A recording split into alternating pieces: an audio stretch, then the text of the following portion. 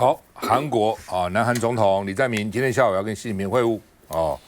那他强调，韩国跟中国的经济同舟共济，而且他们要签署 MOU 哦，就是呢谅解备忘录10几个哦，包括了产业、气候、交通哦这些 MOU 啊，而且要出席韩中企业交流的论坛啊，因为韩国把中国市场当成蛮重要，尤其开始的时候，汽车各方面都想要进军中国大陆了哈。那另外呢，李在明去大陆访问，说会勾画韩中未来30年关系的里程碑，说表示是访问非常重要啊。那另外呢，南韩说被这个北京要求要表态，要反台独啊。那另外呢，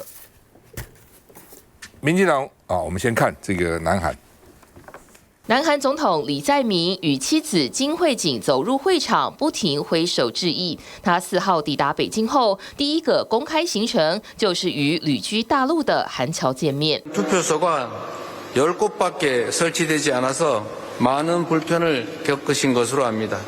재외선거 제도 개선에도 더욱 박차를 가할 것입니다. 在侨胞座谈会致辞时，李在明除了回应海外投票问题，也谈到朝鲜半岛局势，直言中国是南韩极其重要的合作伙伴。 시진핑 주석과의 정상회담을 필두로 안보와 경제, 문화를 아우르며 폭넓은 정상 외교를 본격화합니다. 李在明5号将与大陆国家主席习近平会面，这也是两人短短2个月内第2次会晤。双方将商讨经贸合作、区域安全以及文化交流等议题，并有望签署超过10项合作备忘录。 한반도 문제 해결의 돌파구 마련에도 기여할 수 있도록 중국의 건설적인 역할을 당부하겠습니다. 韩联社分析，此行最受关注的焦点仍是朝鲜半岛无核化议题。务实派的李在明希望北京能在南北韩沟通陷入僵局之际，发挥关键斡旋角色。尤其就在他启程访中前数小时，北韩才朝东部海域发射飞弹，区域情势再度升温。伟生怎么看？ 应该是说我们看到在韩国的这个部分啊，这个中国跟韩国之间过去在这个经贸上面确实是蛮紧密的。那我们看到韩国确实跟中国进行贸易之后，刚开始他们的经济确实是起飞的，因为中国当时需要他们的技术，需要他们很多的这些专有的专利等等。那可是后来中国慢慢学习到他的一些知识之后啊，基本上就是反倾销，所以后来韩国在这几年的这个经济一直没有起色，就是因为大量倾销之后，甚至这个智慧财产权被整个被包裹。 就被带走到中国之后，他们的这个经济发展就变得比较趋缓，所以其实他们国内对于中国也有蛮多的怨言。那再加上中国又跟这个北韩之间的关系其实是非常非常紧密的，基本上北韩的背后就是中国。那所以在这个比较紧张的这个关系里面，当然韩国的南韩内部其实也有所谓的2派，那就是也有比较亲中派的，也有属于比较非亲中派的。那其实这2个大家都是轮流去执政啊。那当然今天这个李在明到了这个中国去谈这个相关的事情，到底谈得怎么样，会不会接受？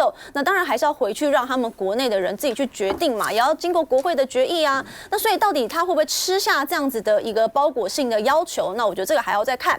但是对于整个南韩来说，接受中国这样的一个要求，恐怕对于他的未来并不是一件好事。所以谈是谈，但是有没有谈成那是另一回事。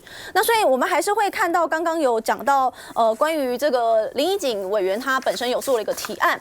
那我想每一个委员基本上他都会有个人的意志、个人的想法去提案。那这并不是一个民进党由行政院去提出的一个法案，那也不是由党团的共识去提出的，所以这个事情跟民进党并没有任何的关系，这是个人委员个别的意见，所以我觉得不用无限上纲。每一个人在台湾都有自由的意志，大家都可以对于自己的想法提出不同的案件，那我们就在这边尊重个别的委员。好，那么另外呢，就是除了南韩跟这个李在明去访问啊，那民进党的委员林怡景提了一个案子哈。 有20个民进党立委联署了，要修改两岸条例，把它更名呢改成台湾与中华人民共和国的条例，原来是两岸，就变成台湾就一边一国嘛，一边一国哈。那我这边特别在大家可能忘了，这个两岸条例最早是我在立法院提出来的，我提出来的因为当时我觉得两岸之间这个来往错综复杂嘛，那总是应该有个法律来规范，而且在这个法案里面就明定了陆委会跟海基会。 都在这个里面，所以陆委会的成立跟海基会的设立都是我当时提出来的。当时国民党政府是反对的，李登辉是反对的，坚决反对的。我还记得在这个立法院这个召开他们那个时候林栋是老委员啊，是这个书记长，在也许你跑立委记得记得，在来的香园请客一桌，包括国民党的政策会执行长、副执行长、书记长、副局长，他们坐一桌，书记长坐我这里，我坐他右边，他就看一个条子，李登辉的字，李登辉亲自下条子，绝不可设立大陆事务专责机构。赖士葆这个位置就是林动的位置，拿给我看，管他的，啊，照样坚决要成立，不错啊，立委国民党立委很多支持我啊，你们媒体也支持啊，后来李登辉也挡不住，就成立了。你那时候还是国民党立委，我是国民党立委，对，国民党立委啊。好，那所以呢，这个他现在要把那个名称改，当时就是两岸嘛，两岸条例，两岸嘛，本来就是两岸，你一定要讲成什么中华人民共和国跟中华民国，那不是就是两国论嘛？那你也知道，老共最介意这个事情，你就偏偏要捅他，就是他介意的是你好吧，你就回避一下，就你非要去捅他哦。那所以呢，就是两国论嘛，哦。那蔡依瑜当时也曾经提出来过，后来他自己把它收回了。他现在说，我觉得那个时候时机不对，当时时机不对，那现在时机就对了吗？现在时机有比那个时候好吗？两岸有比那个时候不紧张吗？哦，那民进党党团啊是说尊重啊，哦尊重哦。那另外呢，国民党委员说，我这次不要挡了。国民党每次都做这个刹车皮，啊，那老共又很生气了，说这要依反分裂法采取断然措施。如果你要修的话，啊，连民进党的这个张景生都说，台湾目前还不够乱吗？而且你现在修这个条例是务虚台独嘛？你真的有本事就宣布台湾就独立了，你有本事，你弄了半天只是假的嘛？那让两岸添乱，何必呢？哦，我真的觉得说这件事情哈，赖清德要出来，因为这个林怡瑾是赖系委员嘛，赖系委员是那大家会想是不是赖清德受益呢？那如果不是，你就应该出来叫他不要干这个事情嘛，干嘛叫国民党、民主党给你做刹车皮呢？而且赖清德元旦文告才讲了，说你们这些在野党无聊，要罢免、要弹劾我，你们根本不够2/3，你怎么弹劾呢？你弹劾不了嘛，对不对？所以你们是假的。那同样的林怡瑾这个案子，如果蓝白真的要否决它，就是否决掉了嘛？那你提出干什么东西呢？你不是在浪费时间吗？而且赖清德在总统元旦文告还讲说他不要挑衅对岸，记得吗？他说我不要挑衅对岸，我们还希望能够务实往来。那你这不是挑衅吗？而是你的子弟兵出来，那你赖清德又是民进党的主席，你叫林怡瑾撤案嘛？赖清德应该出来谴责林怡瑾，说你时机不对，不要在这时候提这个撤案。自己出来讲，哦，赖清德应该做这个表态啊。我们看一下。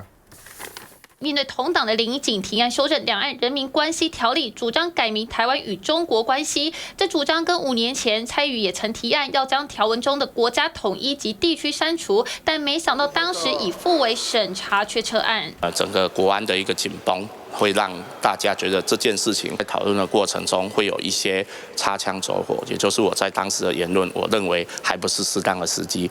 没有正面表态，是否因为要拼嘉义县长的提名呢？因为细看林怡瑾的联署单中，参与联署的民进党立委中，仅要选台南的林俊宪以及确定被提名的王美惠、陈素月大方签字外，但苏巧慧、邱意莹、陈亭妃等人都没签名。据了解，林怡瑾似乎有意避开要选的民进党立委们。这个提案我还没有看过，看完以后我们再讨论。身为赖系立委的林怡瑾推动两国论、两岸条例，让有选区压力的绿委们要不要表态都很尴尬。龙杰兄，这个刚刚谈到李在明呢，我想我们做个连贯啊。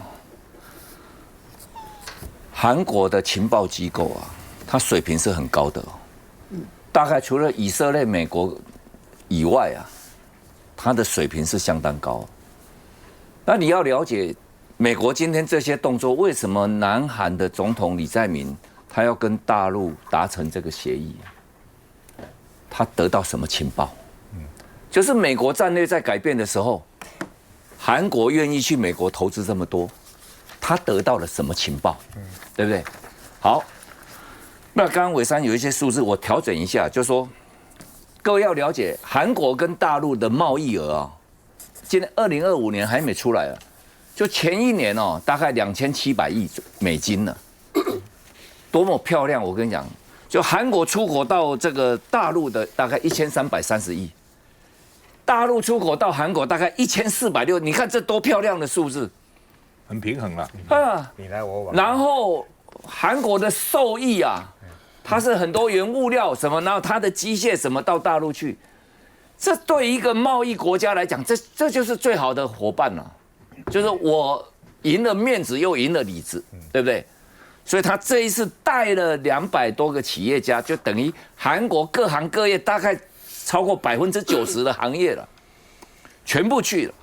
他是看在后面的合作，但是这里面有夹杂安全问题，就是半岛的核武的约束跟无核化，所以它是一个配套，它不是很懵懂的说，哎呀，我就是这只是为了去一个拜拜烧香赶一个热闹，不是啊那我们就可以看到说，国际形势这么在改变，然后看到我们今天各位不要忘了。中韩之间的贸易额是达到韩国贸易的将近要1/4的，20到25%，不小的比例，所以大概就是排在美国、日本并驾齐驱嘛。那今天看看我们今天如果说要提案呢，我怎样，我也不会把这个林怡景提案就像刚刚讲的说应该挂在赖清德的头上，也不会，也许他有个人考量的问题。或是他碰到什么官司的问题或怎么样，但你提这个案呢？假如我要很慎重，刚刚少康兄说请赖总统出来挡一下是有必要，我也请伟山就回去反映一下。如果现在氛围这么差，朝野又这么不友善，我们蓝白不挡，我们不挡啊，让你到立法院，你民进党党团你自己投票表决。我们就不挡，我们离开会场就好了，就不挡，让你们自己去表决这个案嘛，没有必要在这个时候添乱了，因为现在是很紧张，就虽然不是两岸的紧张，但是外部的紧张可能就会变成一个导火线，完全没有必要去做这种事。民众党会挡吗？民众党不要了，这次就民进党自己去决定。我先提一个林怡景有没有代表性？林怡景是赖清德当立法院时候的办公室主任而且你看看那个联署的谁，林进宪吴思雅，这不够赖系的这个代表性吗？连我们嘉义市的王美惠都在里面。这些人大家记得，他们不止不要两岸和平，他是把整个台湾推向战争。刚刚讲的，甚至有那个斩首可能性的人，他是不顾人民的这个安全，这是很严重的事情。另外提一个点很重要你如果把这个两岸人民关系条例改成是2个国家，那这个连条文都要改了呢。外交部管叫做改成两国人民关系条例了呢。那你这不是去挑衅吗？我们刚才讲一个很重要，人民要安居乐业，那个是温度，两岸那个冲突不要再升高了。你那个马杜多那个什么，我刚才已经讲到一个点了，你不沟通。好，那你要去呛虾现在清德也跟着呛虾的同时说，你就是来没有实力来侵犯我，结果现在你的子弟兵不是只有林怡景，我强调一下，林进宪吴思瑶、王美惠他们都在里面这个案子如果在野党，我们每次在野党都为了国家安全，然后我们就去挡，对不对？当刹车皮，这是当民进党自己决定，决定完以后不是两岸的这个冲突又升高吗？我提一下蓝白不应该挡，不应该挡。龙志雄刚提的，我同意办。我认为是赖清德怂恿他提的，赖清德授予他提的。为什么？以北宋中共演习，中共演习完了提的，他不是在马杜罗被抓之后提的，没有。然后为什么？你注意看门罗主义，刚刚讲门罗主义，一些人改了叫唐罗主义，因为川普的 first name， 他第一个名字叫 Donald Trump， 叫Donald Trump， 所以他叫唐罗主义。他就说，阮家代志我给你管。同样，你像美洲他要管哦，那同样的老公会说，台湾我的代志啊，我自己管啊。这时候他可以用任何理由，你说他就要保护谁，他可以讲啊，我要保护台积电，你就过来呀。他一个理由，因为川普已经保护油，已经保护油，他已经开一个路，习近平为什么不能开路，不能跟着他走？这时候，请问美国你做什么反应？你都可以了，我为什么不可以？休息一下再回来。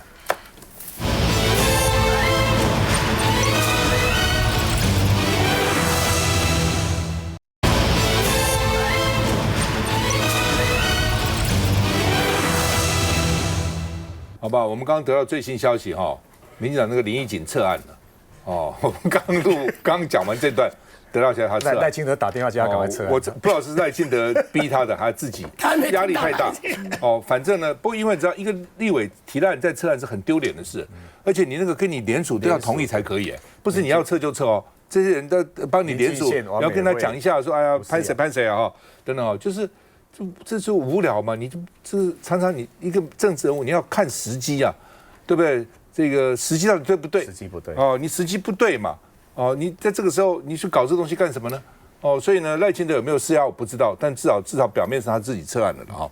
好吧，这是给任何政治人物都是一个教训。很多时候你不要以为我提案啊提出来，我嫌我很威风，你给你自己找麻烦，给你的党找麻烦，甚至给台湾给自己的国家找麻烦，好吧？这个本来陈水扁要到进电视的。这个它是网络节目，它并不是正在电视上啊。电视因为媒体都有网络嘛，都有网络 YouTube 上面都有，所以他们认为这个不违法，那 NCC 好像也准了，原来的医疗小组也都讲啊，对陈水扁是有帮助的啊，这个职能治疗啊，对不对？他那个情绪有发现，身体才会好啊，否则闷在那个地方身体不好啊，然后突然就要开播了，陈水扁停了，为什么停了？说。卓荣泰下令不准播，真的是卓荣泰下令吗？卓荣泰会下令吗？卓荣泰会不准陈水扁播吗？卓荣泰是何许人？是谢长廷的子弟兵对不对？这干嘛去管陈水扁呢？后面我觉得是赖清德了，这是赖清德所以呢，台中监狱就是说我们是依法驳回，不准他陈水扁保外就到现在差不多11年了，大概是全台湾保外就业最长的。因为一般的保外就业都已经快死了，病了已经都没有办法救了，才保外就业，还能活11年？有谁举个其他例子给我听听看？那陈水扁差不多将近11年了，所以他说呢，这个说要把我抓回去关，那他讲这话到底什么意思？有人说他是跟赖清德施压，因为他已经延展3个月要延展一次了，保外就业3个月要看你身体好了没有啊，没有好再回来关啊，服满你的这个徒刑啊。已经延长43次，你乘3个月嘛，看多少次嘛，多少个月嘛。那经常本来是他有5步啦，不可以这个，不可以采访，不可以这个，不可以这个，不可以这个，他以前其实多次都踩了这个红线了，但是过去都过关为什么现在踢到铁板呢？过去是在马英九当总统的时候都过关了，那怎么回事呢？蔡英文的时候也过关，怎么到赖清德给他不过关呢？什么意思呢？而且陈水扁自己说是卓荣泰下禁令，否则要把他抓回去。这陈水扁呢，因为他的狗叫勇哥，所以叫新勇哥物语。卓院长下令，阿扁不来了，否则就要把阿扁回笼抓回去关。那而且呢，原来他第一集要访问的呢，就是许信良，访问许信良结果呢，这个不准播。那另外呢，马英九当时是放行他，有放行他，所以他说，你看马英九都放行，现在卓荣泰让我很心寒，那时候是马英九，因为马英九那个时候他写一篇，他原来那篇呢叫做马习会无好会，原来还不这样，马宋会不如不会，原来是这样，后来呢，这个监狱不给他弄，马英九说给他弄吧，言论自由。结果他就说马宋会无好会就马跟宋在一起会无好会那另外呢，他儿子陈志忠也发声，我看不懂也想不通为什么不准他播呢？到底怎么回事呢？那另外呢，这个矫正署说呢，中间是依法驳回申请，反正法在你手里，在你嘴里，你说他合法对身体好就好，你说他不好就是不好，反正都你自己讲的。那总统府怎么讲？总统府说，司法机关依规处理，阿扁的健康最重要，好好的顾你的健康。那所以比如说我主持节目对我健康好啊，对不对？主持节目我那个有发泄啊，有管道啊，怎么不准我讲呢？不准我播才对我身体不好啊！那所以呢，陈水扁不播换不关，王宏威就说呢是操作司法了，这是操作司法的嘛？你准就准，你不准就不准，都是在司法在你们手里，司法并没有真的独立判断的民进党有人是说是在制造压力，向赖总统叫板。陈水扁之前呢，又什么支持陈亭妃啦，支持这个支持那个啦，还要什么对蔡英文的什么论文还要作证啊等等。所以呢，大家就认为说你陈水扁最近什么意思啊？哦，那另外呢，这个柯文哲说每天让他爬照不是办法了哦，那怎样？意思应该特赦他了哦，并不是要把他抓回去关了。王世坚说国事如马了，急迫时还很多了哦，干嘛这个时候去搞陈水扁这个事情呢？哦，所以联合报的短评说，既然没有勇气，既没有去特赦他，又没有魄力让他回笼，所以呢，阿扁之乱会变成赖清德的心头患吗？我们看一下。2天前，陈水扁才喜滋滋宣布新节目将在4号10点开播，节目连结都附上。不过播出的这一天，连结内容无法观看。陈水扁说，因为有人阻挠。附上节目截图，首集来宾原来是许信良啊。陈水扁以卓院长下令阿扁不来的为题，写下虽然 NCC 放行线上播出，矫正署长却跟阿扁电话证实，行政院长卓荣泰下令不准播，否则就要抓阿扁回笼。对此，行政院说交由矫正署回应。是不是有收到行政院长的指示？我没有收到相关讯息，也无从评论回应。毕竟若真说明了，恐怕也落实双标质疑。看看陈水扁儿子陈志忠就批评看不懂也想不懂，恫吓不能播，理由是什么？因为陈水扁的新节目跟过去主持5年的《有梦上水》都属1对1的人物访谈，也一样在网络播出。要不播出还是不被关？显然陈水扁选择后者，只是陈水扁近来的出招无疑也是在试探赖清德底线。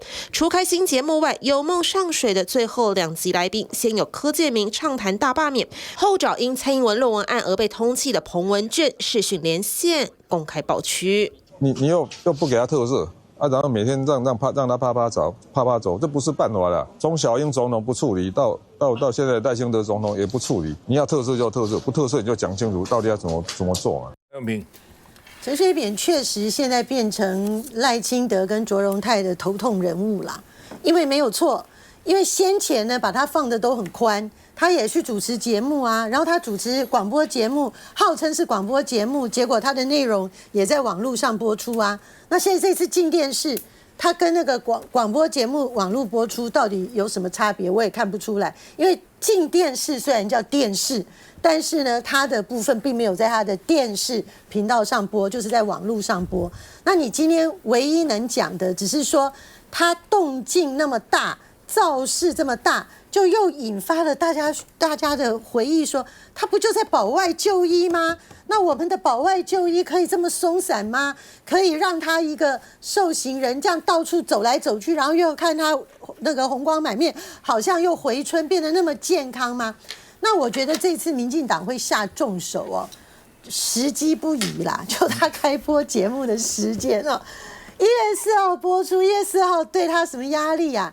民进党马上这个月就要做他的台南跟高雄的初选呢，他的初选民调这么紧张，陈水扁别的不讲，他在台南跟高雄很有影响力吧？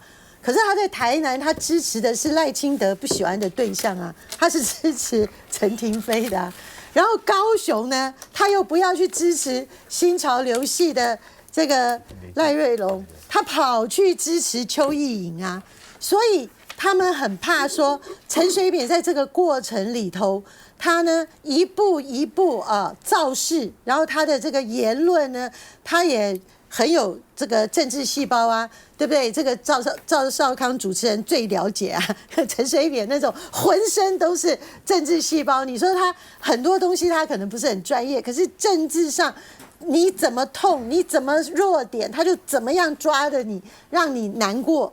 那可能民进党赖清德、卓荣泰评估起来这样不行，这样子他们的提名呢可能会出状况。因为别的不讲，如果最后台南跟高雄赖清德心目中的人选出现了，可是跟彰化的情况一样，都只有领先2%，那别的人，尤其我们这些非民进党的，大家骂来骂去，讲来讲去，民进党没感觉。陈水扁要是下来评论，哇，这个不得了，影响大了。所以呢，想来想去呢，又符合保外就医的相关规定，驳回不准。然后呢又避免陈水扁在这个时候政治上生事。那说穿了，王宏威的判断我很认同，这个真的是民进党内部派系的斗争。廖伟山。这个想太多了哈，真的不太了解我们的民进党。好，我们看一下，就是基本上陈水扁真的前总统真的看起来非常的健康啦。我们还是再次强调，法律上的规定就是应该就要遵从。那如果说真的是身体健康的话，我们当然也就是要评估他到底是不是就不符合这个保外就医的条款。那所以还是一切依照法规。那所以如果说他很健康，那当然就是要依法去办理嘛。那如果是身体还需要照顾，那我们当然希望他可以保重他的身体健康。继续再回来。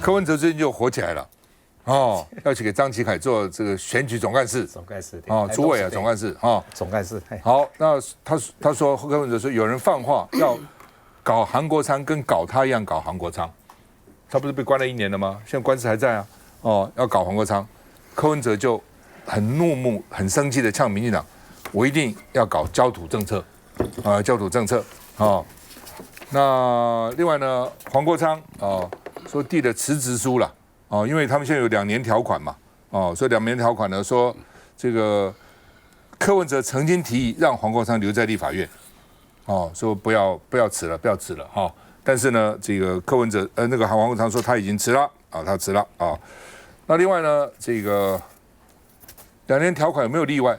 黄国昌说他今天早上签了辞职书，但是陈昭姿比较特别，因为陈昭姿一定要推那个什么条例那个怀孕的那个条例那是比较特别，所以要跟柯文哲来处理，因为他条例还没通过。我想柯文哲当时邀请陈昭姿来，就答应他要处理这个案子，所以陈昭姿才来的那另外呢，这个柯文哲说为了要帮张启凯去助选，所以要常驻嘉义要常驻嘉义帮他做竞选的这个总干事那国民党的议员本来要选嘉义市长，所以退出嘉义市长选举。所以呢，张启凯说谢谢陈全、蓝白合，这叫做陈家平议员那另外呢，张景生说黄国昌不要走小蓝路线啦跟着国民党混什么混所以呢要解决台湾的政治僵局，就在柯文哲一念之间嘛。讲错了，不是在柯文哲一念之间，在赖清德一念之间。当时我本来就想说，民众党8席嘛，跟民进党一加起来就过半了嘛。照理讲，民进党应该想尽办法去拉拢民众党，就开始他们也没有还每天骂每天还把柯文哲关起来所以这怎么在柯文哲一念之间呢？好吧，黄国昌反爆料，因为张启成说你不要走中2小蓝路线，他说2026大败这个反而呢，张启成都想要当党魁现在讲我看一下。大家支持张启凯选嘉义市长，请大家一起为他拉票。柯文哲嘉义市辅选 Day 2继续嗡嗡嗡，早起到市场扫街，变成个人签名会。柯文哲预告，接下来只要假日有空或是平日照顾完柯妈妈，就会勤跑嘉义市。前政委张景森也在脸书点名，政治僵局的解决不在赖清德总统，而是在柯文哲的一念之间，更批黄国昌的小蓝路线错误。今天台湾政局的纷扰，就是赖清德一念之间嘛。你现在在怪这个大弹劾，那你当时为什么要搞大罢免？我不晓得目前民进党政府是谁在操盘。你把我柯文哲关了1年 ，OK 一笑置之，就算了。你们还派人来放话，你知道，说还要再如法炮制，再把黄国昌再搞一遍。我现在在这个地方明白的告诉民进党政府，你们弄柯文哲。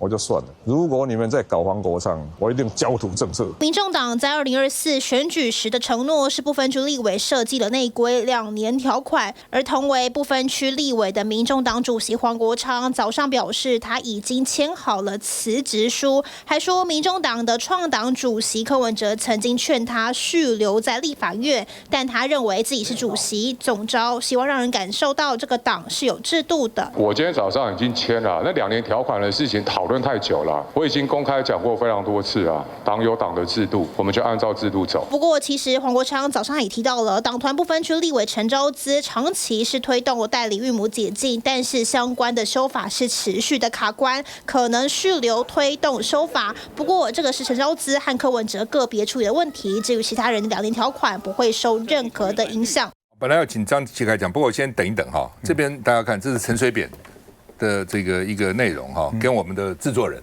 啊，跟我们的立鼎啊。那干嘛呢？就是因为我这真的很巧，全世界是无巧。我原来早就预定1月20号9点半要在立法院群贤楼101办我的新书发表会，结果那天法院开庭亮票，法官居然宣布1月20号早上9点29宣判。我1月9点，我是1月20号9点半，因为怕立法院10点半10点甲级动员嘛，那礼拜2院会嘛，所以我是9点半讲立委啊比较能够来，因为很多事情在这个书谈在立委当时很多法案的这个运作的经过，包括两岸政策很多法案，这个什么财产申报法啦、两岸关系条例刚刚讲的，就法官的宣判居然说1月20号9点29宣判，我是9点半的记者会。如果他判我要抓去关，我9点半刚好可以讲，对不对？好，就这么巧。那我事先就请陈水扁，我说因为我阿扁在交手那么多事嘛，也请他来参加新书发表会。但因为9点半太早，所以陈水扁的回答是这样：时间上可能不方便，但我有一个折中方案，看能不能考虑看看。如果明年我有机会到静电视主持网络节目，我来邀请少康兄接受我的访问，谈我想问他自己也想谈的议题。从议员、立委、市长到总统选举，从国内两岸到国际，或者谈他的新书，我们会有交集，也会有旗舰。啊，真相大白了。原来陈水扁的节目被禁是因为邀请赵大哥一上节目，结果他现在书会卖得特别好，结果他现在没有节目了。哎呀，来吧，嘉义市怎样？嘉义市的蓝白河今天跨出了一大步哈。陈嘉平陈也是非常优秀，很认真。我每次回嘉义参加活动，他几乎都在。他今天我打了电话给他，他说他退出是为了成全大局。这次本来就很多人认为是蓝白河一个示范区了。他如果整合好了，那不只是今年底的这个选举会有很大的这个胜算，对2028蓝白河的整合也是一个起手式。所以嘉平今天这个动作非常重要，这也会让整个蓝白河在嘉义市。那蓝军没有其他人了吗？还剩下有一位议员跟这个不知道医师啊，他们会进一步再来整合。那现在整合的速度是会加快的，只要整合在一起。那今天嘉平跟我也都有共识嘛，等蓝白整合好，我们就是会携手来一起来把这个嘉义市一定这个民主圣地蓝白一定要合。好，民进党的候选人也不弱哦，也很强哦。对，民进党那个王美惠，刚不是讲了吗？他也不顾这个台湾人民的死活啊。刚刚两岸人民关系条例修成两国人民关系，引起战争他还继续。然后我一直在讲，他到现在没有回答我已经讲好几次，你为什么支持行政院砍了嘉义市69亿的补助款，影响到我们的小孩子营养午餐，影响到防洪这个治水的这个钱，到现在没有讲，我们再呼吁一下哈。好，那这2天啊，柯文哲都在嘉义的，他跟我讲说，他担任我的总干事，一天要工作16个小时，第16个小时这么认真，这么认真。我跟你讲，他更认真，他第一天我统计就做了将近，他那天工作时间超过将近17个小时，从一早都忙到晚，然后十几个行程。10个行程在忙，那2天我们都，所以他是真的总干事，不是只是真的总，而且他 long stay 啊。他跟我讲说，他现在就睡在他随便找个地方睡嘛。他昨天早上一早啊，他还找时间去看了我们那个党部楼上，党部楼上有些地方都还没整理好了。然后他就说，他说那时候我在他总统大选的时候，我去帮他辅选的时候，我就睡在那个党部楼上嘛。他说旗凯这边我可以睡，我带个 notebook 哈，带个睡袋就来了，不用什么整理。他就是这样一个人，非常努力。然后很多的民众哈，我是觉得这个是抗议民进党，特别是赖清德司法迫害、政治追杀的一个很重要的一个反弹。马路上，你在街道上，你看到很多民众冲出来跟他握手，那有时候看起来那个眼眶是红的，甚至掉眼泪，就说你委屈了。我记得这次柯文哲第一次跨过浊水溪，然后到了嘉义市区里面去面对民众，很清楚的反映出来台湾人民对那个赖清德的那个不满，这个情绪的一个迸发。好，那我讲一个内幕了哈。刚才讲说这个他要接受这个联访的时候，那本来我们在路上就有点在开玩笑，因为前一天礼拜6的时候，那个赖清德就讲那个。赖清德不是很多问题吧？然后柯文哲就讲说，事实上现在台湾所有的问题都是基于赖清德一念之间啊。结果赖清德还回呛啊，那时候那个柯还跟我讲说，里面讲到什么总预算？你是预算专家，你又是副总召，你想看看？我说有啊，去年那时候的原住民那个进华补偿条例，对不对？还有公粮收购啊，行政也是没有编啊，不是卡了一段时间啊。后来经过协商，后来他们答应说要编，不就解开了吗？我说去年可以解开，为什么这时候不解开？存在于赖清德一念之间。结果他还是继续呛，所以我们在路上，我们本来还在有点半开玩笑说，那要叫赖清德要降火气的。我们在车上本来在这样聊，那就叫他去看那个黄国昌的写真集了。黄昌不是他出那个健身的那个写真集，看了会降低火气嘛？搞不好火气更大啊！不会，那个很那个可以降火气的嘛。我们本来是说去看写真集，结果后来我们的那个秘书一直讲说，他还骂了一堆，赖清德还骂了一堆，他越听越生气了，特别讲到说什么要把黄国昌2月1号卸任以后就把他抓去关起来，哇，他就生气了，他说不行，那我就要讲。如果真的发生这个事情，以前关我一个人，关了一个人柯文哲，我已经算是现在不跟你计较。你如果再抓我的这个黄国昌，那我就焦土抗争，一定抗争到底。那所以昨天变成整个这个内幕了啊！我要讲一个很重要的，柯文哲说到做到。如果真的2月1号，民进党现在到处都放话哦，从此前老柯就开始讲，像民进党一些人你要讲说2月1号。不只是黄国昌了，什么又8个立法委员，在野党的8个立委都要抓。如果又出现了司法迫害，然后是政治追杀，柯文哲跟民众一定拼到底。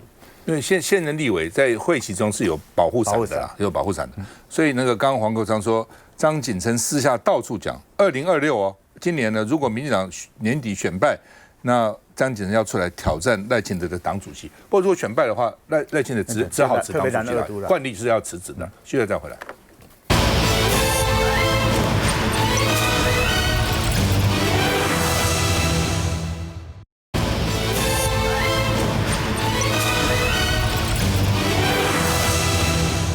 高雄这个案子简直不可思议哈，新卫中心居然去这个有一个主管去性侵别人。所以呢，社会安全网等于是崩盘了嘛？那柯志恩就骂说啊，市政府这明显失职啊，怎么出来解释啊？到底怎么回事啊？不是只是处分就算了哦。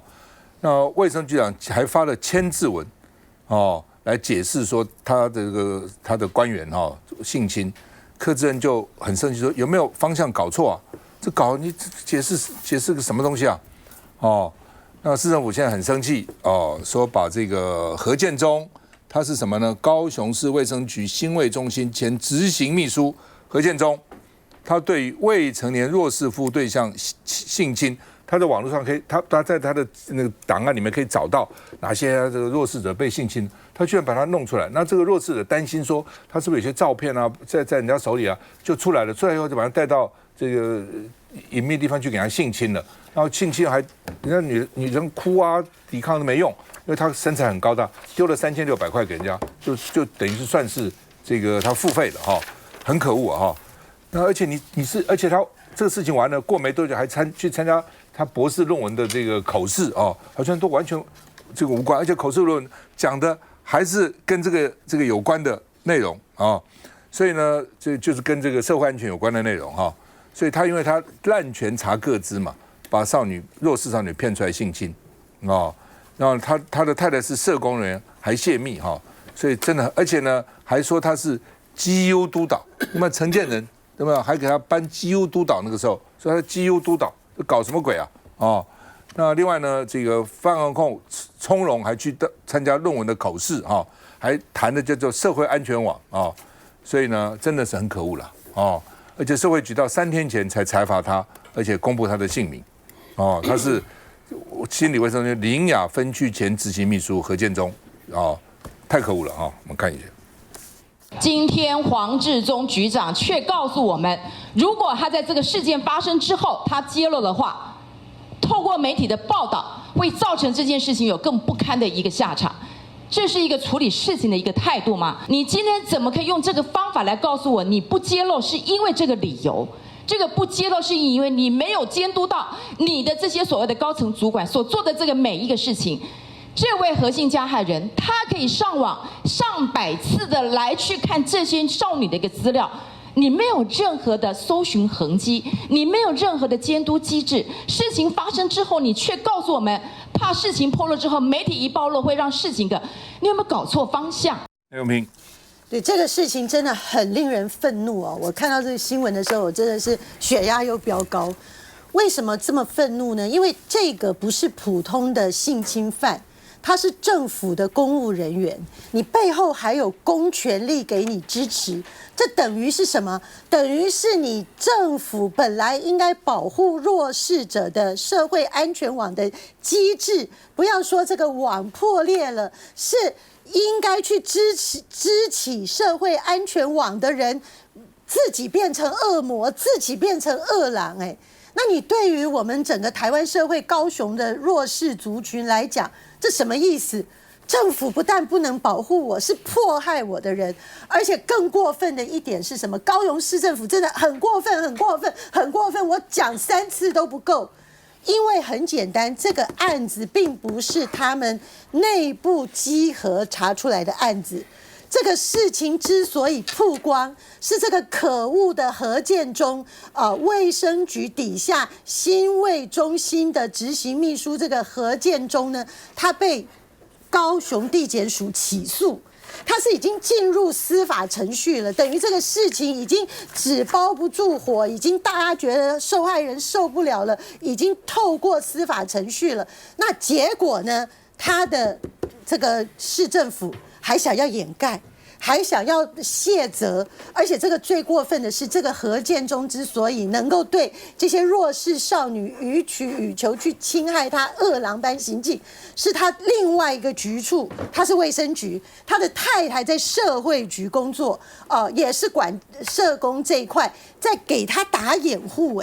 所以今天这个问题我觉得高雄市议员还是太客气了，这不是卫生局长下台的问题来讲，社会局长也要下台。各位可以想想看，现在高雄市政府已经堕落到什么程度？大家没有媒体监督到什么程度？大家可以试想看看，这种案子如果发生在台北市、新北市、桃园市，全国整天就吵闹不休了。可是发生在高雄市，陈其迈有受到谴责吗？高雄市政府整个前高雄县地方到处都被丢了垃圾，弱势的人都被欺压，学校的孩子可以被有权有势的人霸凌，然后呢，受迫害的少女，你要去救助的对象，结果去救助你的人变成性侵犯，这是一个什么样的市政府？高雄市民如果还不觉悟，还不把民进党的这个执政彻底的淘汰，你真的就是被人家讲的，你完全变成斯德哥尔摩症候群的，你被侵害者绑架的一群痉挛。我看到这个新闻，其实我非常的心痛因为在这个明明是这个政府的相关的这个职员，然后去做了这样的事情，等于说利用政府机关的资料去做不当的事情。那我个人认为，不只是司法要严查就我觉得检察官起诉这个10年真的是有点太短了，太少了，应该要再高一点，刑度应该要让它更高。那再来是，我觉得这个政府机关要做更多的，应该是要提请这个相关的行政调查，因为可能受害者不止一位通常在这种性侵相关的数字里面，黑数都是众多的，食髓知味有可能。没错，所以这个重点还是行政调查也要同时启动，因为司法只有单一个案嘛，那应该行政调查去看看过去他爬出的这些资料里面还有没有受害者。那这个基本上你在机关里面查资料的时候是会有一个相关的足迹的，应该要全面调阅去确认说还有没有其他的受害者。那我觉得这个才有办法好好的保护所有这个受害的这个少女。龙姐，这个防护网防护网破了，防护网变成捕捉网。这就是官官相护嘛，一路官官相护嘛，假借职权之便然后他可以到机密资料，这个都是极机密的资料这些被害者这是极机，然后他还从里面捞出来，还再度加害，加害以后，你想想看，今天这个被害者他一定投诉无门嘛，他是几度受到伤害，被害者也不太敢相信政府单位啦，没错所以他找了谁嘛？那是不是找了民意代表？我们有时候被投诉，你去找是找不到资料了。你说我要帮你伸张，要虐童了怎么样？可是市政府提供给你就我们现在已经走司法诉讼。好，那今天这个是刚好司法是已经诉讼了，还给他一个基本的公道而已。但是你看，光是这个过程到起诉，这个被害者他是几度受到伤害，然后你还在官官相护嘛？那这个官官要接官真败坏就是说，今天没有人有政治的一个